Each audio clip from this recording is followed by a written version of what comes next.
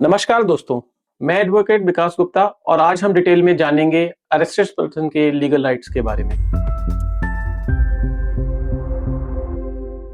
दोस्तों, क्या आप जानते हैं एनसीआरबी की रिपोर्ट के अनुसार 2021 में भारत में करीब 26 लाख लोगों को गिरफ्तार किया गया था, जिसमें 30% लोग प्रॉपर्टी डिस्प्यूट्स में, 10% ड्रग्स रिलेटेड अपराधों में और 60% वायलेंट क्राइम्स में थे। दोस्तों, क्या आप जानते हैं भारतीय जेलों में ज्यादातर कैदी अंडर ट्रायल हैं, यानी कि यूटीपी 75% के लगभग, और ये एनसीआरबी का एक डेटा है।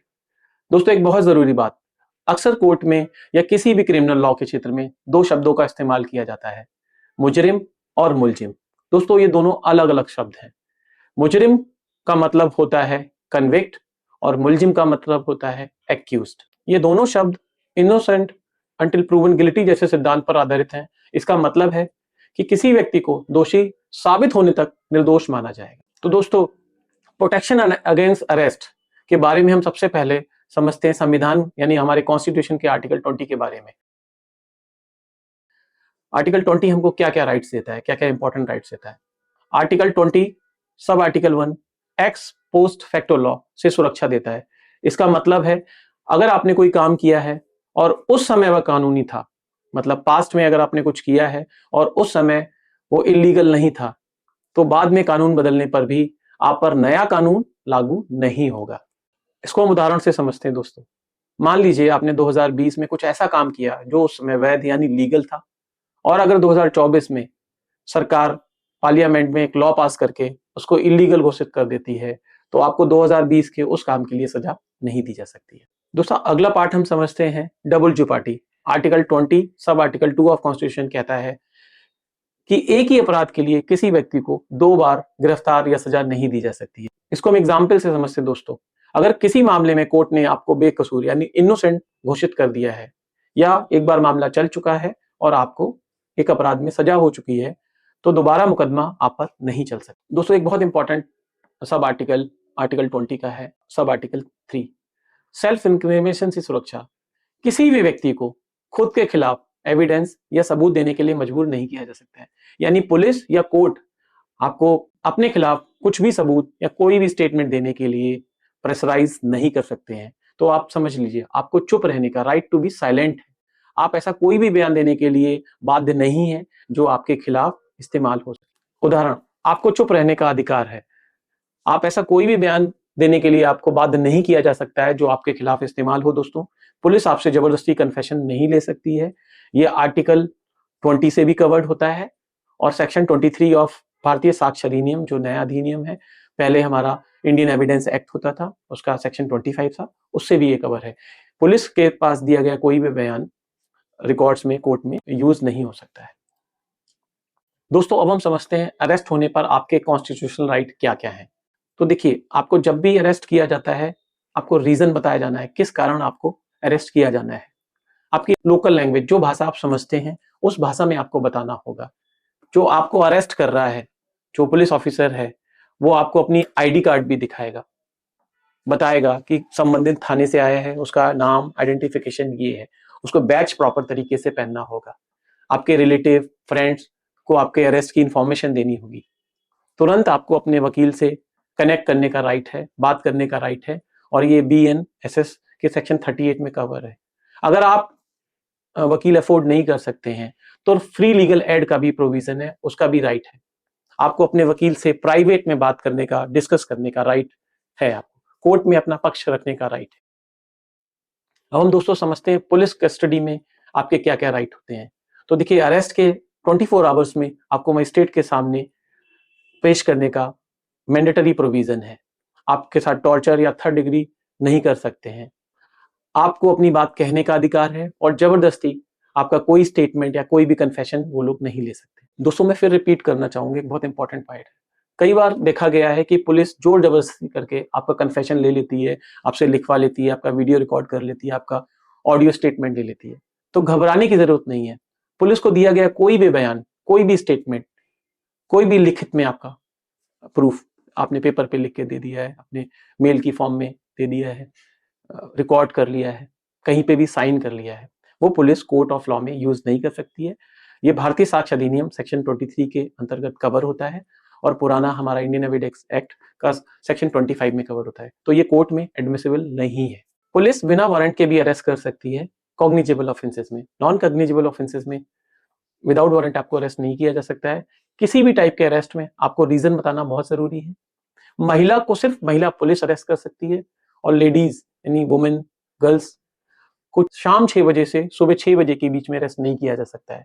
जैसा कि मैंने आपको बताया, पुलिस कस्टडी में किसी भी तरीके का टॉर्चर करना, मारपीट करना इलीगल है, तो इसको आप कोर्ट में जरूर रिपोर्ट करें। अरेस्ट के बाद चुप रहना आपका अधिकार है। जैसा कि दोस्तों मैंने आपको बताया, अरेस्ट होने पे आपके क्या क्या लीगल राइट है।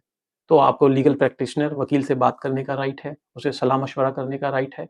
ये पुलिस आपको ये फैसिलिटी प्रोवाइड करेगी। प्राइवेट में बात करने का आपके पास राइट है। अगर आप अफोर्ड नहीं कर सकते हैं तो आप फ्री लीगल एड, जो कि हमारे आर्टिकल 39A के तहत कवर होता है, आप फ्री लीगल एड ले सकते हैं। सेक्शन 341 ऑफ वीएनएसएस में भी ये कवर है, तो सरकार आपको फ्री में आपको लीगल हेल्प देगी। दोस्तों जैसे कि हम सभी जानते हैं कि सीआरपीसी को बीएनएसएस भारतीय नागरिक सुरक्षा संहिता ने रिप्लेस किया है, तो दोस्तों नए कानून में नई सारी चीजें भी आई हैं। सेक्शन 35 ये कहता है कि छोटे मोटे ऑफेंसेस में आपको अरेस्ट नहीं किया जाएगा, पहले आपको नोटिस दिया जाएगा। नोटिस होने के बाद आपको कोर्ट में अपीयर करना है और अपनी बात को रखने का आपको रीजनेबल टाइम दिया जाएगा। दोस्तों मैं इसमें एक महत्वपूर्ण बात ऐड करना चाहूंगा, कभी पुलिस का कोर्ट का कोई नोटिस आता है तो उसको आप इग्नोर ना करें। अगर आप इग्नोर कर रहे हैं तो आपको अरेस्ट किया जा सकता है। दोस्तों हम समझते हैं पुलिस गिरफ्तारी के दौरान आपके क्या अधिकार हैं और क्या प्रोसेस है। तो देखिए, पुलिस को अपनी पहचान आइडेंटिफिकेशन बताना जरूरी है। नाम, थाना संबंधित, एम्प्लॉय आईडी, किस अपराध के लिए आपको गिरफ्तार किया जा रहा है, ये सब बताना जरूरी है। पुलिस को एक मेमोरेंडम ऑफ अरेस्ट बनाना है, उसमें एक कम से कम एक विटनेस आपको साइन करेगा, वो फ्री विटनेस होगा।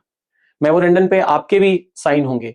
आपके परिवार, आपके दोस्त अगर दूर हैं तो उनको भी जानकारी दी जाएगी, उनको भी बताया जाएगा कि आपको अरेस्ट किया जा रहा है, किस वजह से अरेस्ट किया जा रहा है। चलिए दोस्तों, इस चर्चा के बीच में मैं आपको एक छोटा सा रिवीजन दे देता हूं। अरेस्ट के टाइम क्या क्या चीजों का आपको ध्यान रखना है। अरेस्ट का आपको रीजन बताया जाना है। आपको बेल मिल सकती है, नहीं मिल सकती, ये बहुत जरूरी प्रोविजन है। अगर नॉन कॉग्निजेबल ऑफेंसेस है, आपको बेलेबल ऑफेंस है, तो पुलिस आपको संबंधित थाने से ही बेल देगी। ये बीएनएसएस के सेक्शन 47 सब सेक्शन 2 में कवर्ड है। आपको साइलेंट रहने का अधिकार है। फैमिली को बताया जाएगा, फैमिली को पूरी इंफॉर्मेशन दी जाएगी। आपको कोई भी पुलिस ऑफिसर अरेस्ट करता है, वो अपनी प्रॉपर यूनिफॉर्म में आएगी, अपने आप को आईडी कार्ड दिखाएगी। तो इन सब चीजों का अगर पुलिस वायलेट करती है तो ये ड्यूरिंग द बेल एप्लीकेशन बहुत काम आती है। दोस्तों अरेस्ट के समय आपको आपका रीजन जैसे बताया जाएगा, किस रीजन से आपको अरेस्ट किया जाएगा। एक विटनेस का आपकी कॉपी पे साइन होंगे। वैसे ही आपका दोस्तों मेडिकल एग्जामिनेशन किया जाएगा और उसकी प्रॉपर रिपोर्ट की कॉपी कोर्ट में भी सबमिट होगी और आपको भी दिखाई जाएगी, ताकि ये पता चल सके कि आपको जब अरेस्ट किया गया तो आपकी किस तरीके की चोटें थी, और जब आपको कोर्ट में सबमिट किया गया, प्रेजेंट किया गया कोर्ट में, तो किस तरीके की चोटें आपको लगी हैं। तो ये चीजें बहुत इंपॉर्टेंट हैं दोस्तों। इन डॉक्यूमेंट्स का आपको बहुत ध्यान करना है। दोस्तों मैं आपको बताना चाहूंगा, सुप्रीम कोर्ट ने भी स्पेशल गाइडलाइंस जारी की थी डीके वासु केस में। ये बहुत फेमस केस है दोस्तों। इसमें अरेस्ट के ऊपर सुप्रीम कोर्ट ने बहुत इंपॉर्टेंट रूल बताए थे कि अरेस्ट मेमो बनाना जरूरी है। पुलिस ऑफिसर का नाम, रैंक पता होना चाहिए जो आपको अरेस्ट कर रहा है। कम से कम एक विटनेस होना चाहिए।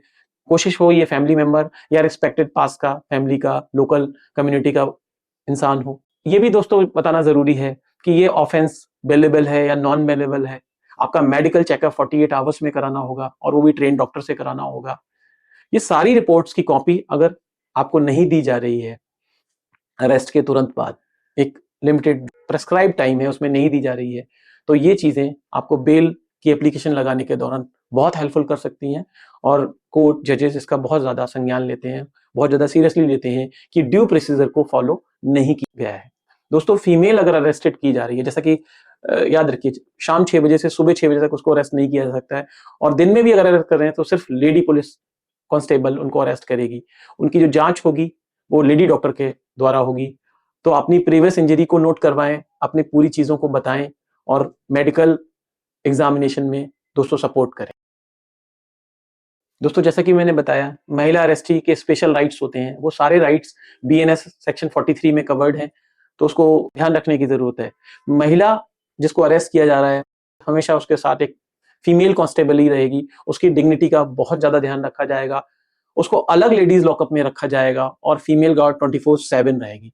वो कोई भी मेडिकल प्रॉब्लम होने पे तुरंत इन्फॉर्म कर सकती है और उसकी जांच मेडिकल एग्जामिनेशन तुरंत पुलिस करवाएगी, उसका राइट है। दोस्तों, हम जुवेनाइल यानी नाबालिग के अरेस्ट के राइट के बारे में भी समझते हैं।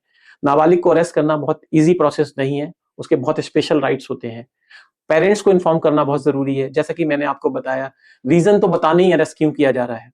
तुरंत जेजेबी यानी जुवेनाइल जस्टिस बोर्ड को रिपोर्ट करना बहुत जरूरी है कि चाइल्ड को किस वजह से अरेस्ट किया जा रहा है। उसको आप हैंडकफ यानी हथकड़ी नहीं लगा सकते हैं, उसको अलग जुवेनाइल रूम में रखा जाएगा। रेगुलर क्रिमिनल के साथ उसको नहीं रखा जा सकता है, चाहे वो मेल है या फीमेल है। उसको रेगुलर काउंसलिंग मिलेगी। तो उसके अरेस्ट के राइट्स भी बहुत स्पेशल राइट्स हैं दोस्तों, हमें समझने की जरूरत है। दोस्तों, हम सबसे इंपॉर्टेंट जजमेंट्स के बारे में बात कर लेते हैं जो सुप्रीम कोर्ट के द्वारा दिए गए हैं। इसमें सबसे ज्यादा important judgment Arnesh Kumar versus state of Bihar का 2014 का जजमेंट है। ये जजमेंट बहुत कंप्रेहेंसिव अरेस्टिंग पावर के बारे में बताया गया है। अरेस्ट से पहले नोटिस देने की इंपॉर्टेंस को बहुत ज्यादा बताया गया है। मजिस्ट्रेट के रोल को भी डिफाइन किया गया है। ये पुलिस को बताया गया है कि अरेस्ट करना जब बहुत ज्यादा ही जरूरी हो तभी अरेस्ट किया जाए, क्योंकि इससे जो अरेस्ट किया जा रहा है उसकी डिग्निटी पे बहुत ज्यादा हार्म होता है और वो ऑलमोस्ट इररिकवरेबल होता है। दोस्तों, इसी तरीके से एक और केस है Joginder Kumar versus state of UP 1994 का केस है। इसमें भी अरेस्ट को लेकर बहुत सारी गाइडलाइंस को बताया गया है। अरेस्टी के क्या क्या प्रोटेक्शन राइट्स हैं, पुलिस की क्या क्या अकाउंटेबिलिटी है, इस सब पे भी बहुत ज्यादा ध्यान दिया गया है दोस्तों। तो धन्यवाद दोस्तों, आशा करता हूं इस वीडियो ने आपकी जागरूकता और जानकारी दोनों को बढ़ाया होगा। इस वीडियो से जुड़े आप कोई भी कमेंट हमें कमेंट बॉक्स में दे सकते हैं, हमें आप मेल कर सकते हैं team@legalcommentary.in। आप हमारी वेबसाइट www.legalcommentary.in पर भी विजिट कर सकते हैं। वहां पे हमने बहुत ही एक्सटेंसिव रिसर्च इस टॉपिक के ऊपर डाली है, जो आपको जानकारी गिरफ्तारी के बारे में, आपके राइट्स के बारे में आपको जानकारी आपकी बढ़ा सकती है। आपके और आपके प्रियजनों की सुरक्षा के लिए बहुत इंपॉर्टेंट है दोस्तों। धन्यवाद।